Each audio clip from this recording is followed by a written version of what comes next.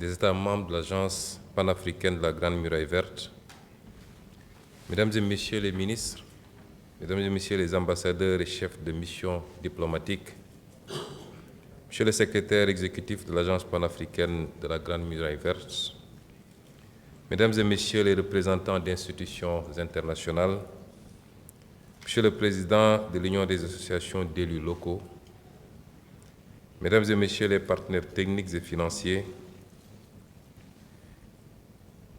Mesdames et Messieurs les directeurs généraux, directeurs et chefs de service, distingués invités, Mesdames et Messieurs, je me réjouis de procéder ce matin à l'ouverture de la session extraordinaire du Conseil des ministres des États membres de l'Agence panafricaine de la Grande Muraille Verte.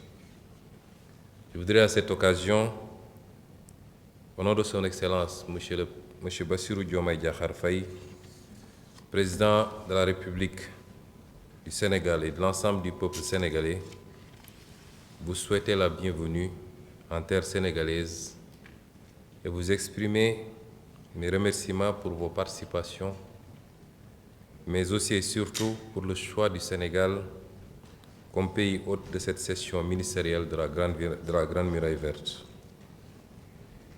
La tenue régulière de cette importante rencontre témoigne de la ferme volonté de poursuivre et de renforcer notre initiative, de réussir les objectifs assignés à l'Agence panafricaine de la Grande Muraille Verte et aux structures nationales. L'enjeu est de lutter tous ensemble contre la désertification, source de bouleversements socio-économiques dont les effets multiformes sur notre continent sont de plus en plus prégnants. De Dakar à Djibouti, les écosystèmes constituent les principales bases de production végétale, forestière, pastorale et animale et fournissent un emploi à près de 80% de la population de cette zone, ainsi que des activités génératrices de revenus. Cependant, dans nos pays, la dégradation des sols entraîne une régression annuelle de près de 3% de la production agricole, qui compromet la sécurité alimentaire et accroît la vulnérabilité de populations de millions de personnes, en particulier dans les zones rurales. De plus, avec une croissance démographique annuelle moyenne de 3%, la population du Sahel, avec ses 400 millions d'habitants, est constituée majoritairement de jeunes. La situation est également caractérisée par les effets du changement climatique, notamment l'intensification des phénomènes extrêmes tels que les sécheresses et les inondations que nous vivons tous dans nos pays respectifs. Il s'y ajoute la dégradation des écosystèmes qui met en péril les moyens de subsistance en milieu rural et compromet le développement économique de cette zone. Face à cette situation, nos pays agissent pour inverser la tendance et relever les défis afin de garantir le bien-être des populations. Approuvée en 2007 par l'Union africaine, la Grande Muraille Verte est l'une des premières initiatives internationales sur l'environnement et la gestion des terres qui rassemble des pays africains et des partenaires internationaux. Il est conçu pour lutter contre les effets du changement climatique et de la désertification en Afrique. À ce titre, il vise à restaurer 100 millions d'hectares de terres dégradées dans les 11 pays de l'initiative, à assurer la séquestration de 250 millions équivalents tonnes de carbone et à créer 10 millions d'emplois verts d'ici 2030. En 2020, l'évaluation faite par l'Agence panafricaine de la Grande Muraille Verte des activités menées dans les 11 pays membres a conclu à la nécessité de mettre à l'échelle les résultats positifs obtenus. Les résultats encourageants témoignent du potentiel de cette initiative au point que de nouveaux pays manifestent leur intérêt à la rejoindre. Dans un Sahel confronté à une croissance démographique rapide et une jeunesse en quête de perspectives durables, ce programme représente une réponse concrète aux défis migratoires et socio-économiques qui nous interpellent tous.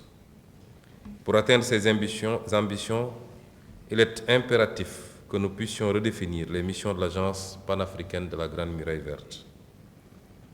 Elle doit en effet être adossée à une structure capable non seulement de coordonner, mais également d'orienter, de rechercher des financements, d'assurer le suivi et l'évaluation des résultats attendus et de renforcer au besoin les capacités d'intervention des agences nationales afin d'atteindre les objectifs. Ainsi, la présente session, essentiellement consacrée à la validation de l'audit institutionnel, organisationnel et technique de l'Agence panafricaine de la Muraille Verte et des structures nationales, est un rendez-vous important, une opportunité qui marque une étape décisive en droite ligne avec cette volonté commune affichée pour la redynamisation de cette agence. Je voudrais donc saluer le résultat remarquable de cet audit et profiter de l'occasion pour renouveler nos remerciements à nos partenaires, en l'occurrence la Banque africaine de développement, le Programme des Nations Unies pour l'environnement et le secrétariat de la Convention des Nations Unies pour la lutte contre la désertification, à travers l'accélérateur de la Grande Muraille Verte, pour avoir bien voulu accompagner ce processus. Mesdames, Messieurs, je vous ai lu une partie de mon discours, du joli discours qui m'a été proposé par le ministre de l'Environnement. Je vous épargnerai d'en lire le reste, mais je sortirai des conventions après avoir exposé l'importance de ce qui nous réunit ici, c'est-à-dire l'agence que nous partageons,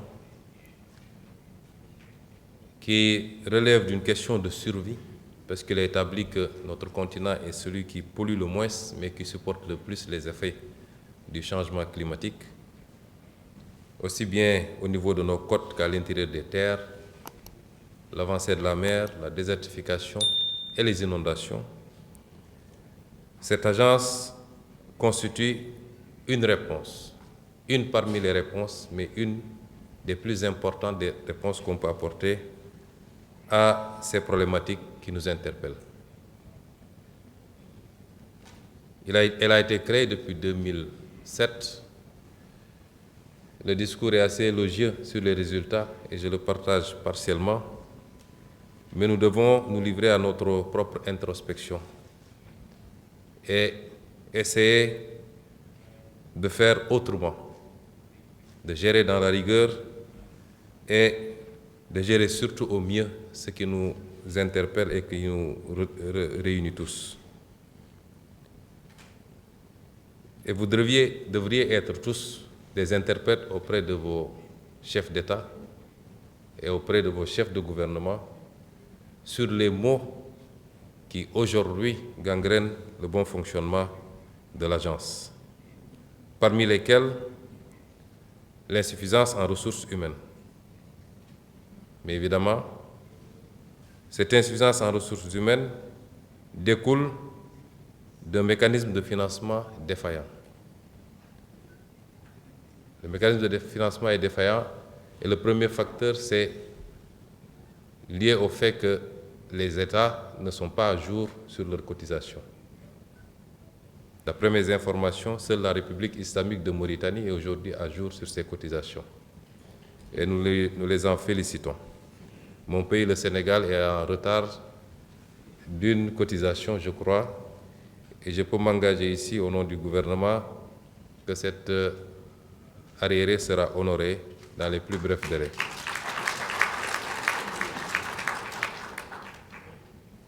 Les défis institutionnels et organisationnels qui ont été relevés également par l'audit, l'agence est restée figée sur une organisation qui date de plus de 15 ans maintenant et qui semble être complètement dépassée par les exigences du moment.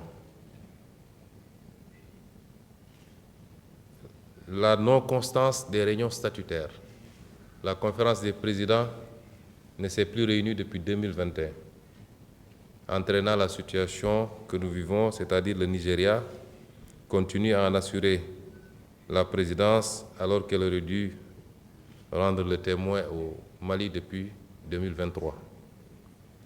Et vous devriez être les interprètes de cette rencontre auprès de vos présidents et de vos chefs de gouvernement pour que cette importante réunion, qui devra valider d'ailleurs les résultats des travaux que vous êtes en train de conclure, puisse se tenir le plus rapidement possible.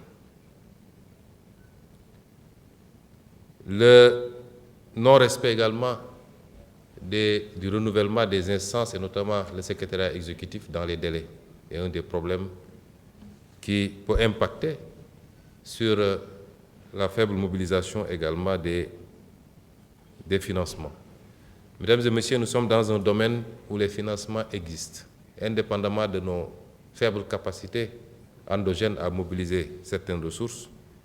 Je crois qu'aujourd'hui, des fonds verts assez importants existent partout dans le monde, qui ne demandent qu'à être captés, mais cela dépendra de la qualité de notre organisation également. Et tous les problèmes soulevés ont retardé la mobilisation et l'absorption de fonds et ont créé la situation qui fait que certains bailleurs préfèrent traiter directement avec les antennes nationales plutôt qu'avec l'agence. Et nous devrons tous travailler à régler rapidement toutes ces questions qui ne relèvent que de la volonté des États, qui ne nécessitent aucun effort financier particulier, aucun engagement, mais qui ne relèvent que de la volonté des États. Et j'insiste sur cela parce que c'est l'un de nos problèmes, ici en Afrique particulièrement. Je parle pour le Sénégal, qui est mon pays, et c'est l'un des grands défis des gouvernances, voir autrement la façon de faire et la façon de travailler. Le monde avance très rapidement. Le monde ne nous attend pas. Et nous ne devons pas continuer à fonctionner selon les mêmes canaux, les mêmes canevas, c'est-à-dire faire en un mois ce qui aurait dû être fait en un jour. Sur ce, tout en vous félicitant une fois de plus pour votre engagement à tous et pour la qualité des travaux dont m'a rendu compte Monsieur le ministre de l'Environnement du Sénégal, je déclare ouvert cette présente session et vous souhaite un bon séjour au Sénégal et surtout un bon retour parmi vos siens. Merci beaucoup.